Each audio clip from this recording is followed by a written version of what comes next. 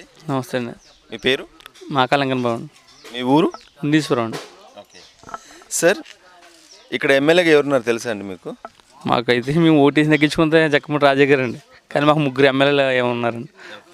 జక్కమూడి గణేష్ గారు కానీ విజయలక్ష్మి గారు మాకు ముగ్గురు సేవలు అందిస్తున్నారండి. మేము ఒకటే వేసాం కానండి, ముగ్గురు ఎమ్మెల్యేలు పనిచేస్తున్నారు మాకు. మా ఆపులో ఉండండి, పగల ఉండండి చేస్తున్నారండి. గంటకి మాకు ఇదివరకు గత గవర్నమెంట్లో మాకు నీరు కట్ట ఏం వచ్చేది కదండి.